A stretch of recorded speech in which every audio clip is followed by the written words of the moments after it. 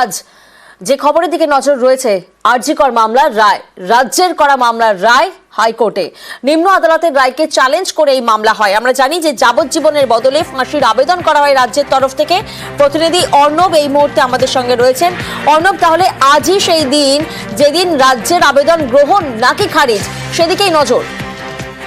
তাই দেখো, রাজ্য সরকার কোন রকম সময় নষ্ট না করে, বিলম্ব না করে 20 তারিখ সঞ্জয় রায়ের সাজা ঘোষণা হয়েছে।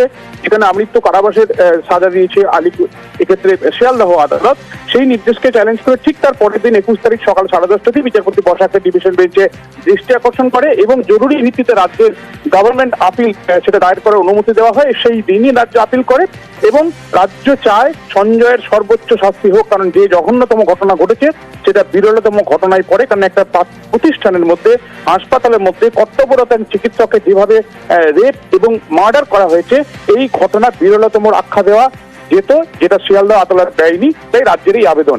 এক্ষেত্রে সিবিআই বেঁকে বসে সিবিআই লালু প্রসাদ যাদবের খাদ্য কেলেঙ্কারির মামলার উদাহরণ টেনে তারা জানায় যে এক্ষেত্রে এই যে আপিল, সেই আপিল করার অধিকারী একমাত্র সিবিআই। এক্ষেত্রে রাজ্যের করণে কিছু নেই, কারণ রাজ্যেই প্রসিকিউশনের মধ্যে ছিল না।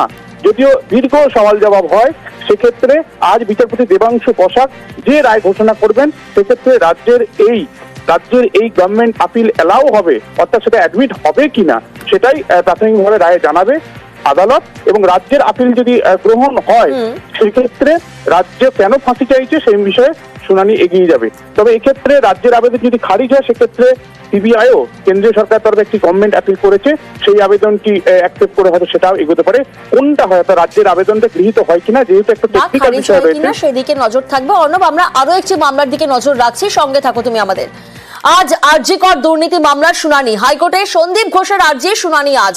চার্জ গঠনের গতি কমানোর আবেদন সন্দীপ ঘোষের। অর্থাৎ একদিকে আমরা যেমন দেখলাম যে আরজি করের আজ রাজ্যের আবেদন গ্রহণ হচ্ছে না খারিজ হচ্ছে, সেটা যেমন হাইকোর্ট জানাবে, তেমনি অন্যদিকে কিন্তু হাইকোর্টে সন্দীপ ঘোষের আর্জির শুনানিও আজ রয়েছে। অর্ণব, এই বিষয়ে কি জানা যাচ্ছে? আমরা দেখেছি এর আগে বিচারপতি তিনি প্রশ্ন করেছিলেন মাত্র 3 দিনে চার্জ গঠন কেন, আজ কি হতে চলেছে?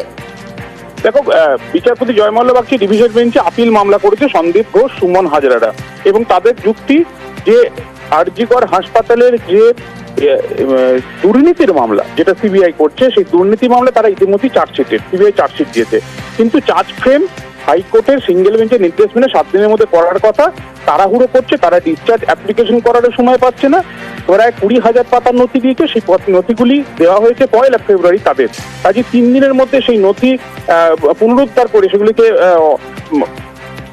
মামলার সওয়ালের জন্য উপযুক্ত হিসেবে প্রস্তুত করে সওয়াল করার জন্য ন্যূনতম তাদের সময় চাই, সেই সময়টা দেওয়া হচ্ছে না, তাই তারা আবেদন করেছে। এক্ষেত্রে বিচারপতি জয়মাল্য বাগচি সিবিআইয়ের এই বিচার প্রক্রিয়া তাড়াহুড়ো নিয়ে স্পষ্টভাবে জানিয়েছেন, তাড়াহুড়ো করে বিচারের নামে এই বিচারটাকে তিনি কবরে পাঠাতে পারবেন না।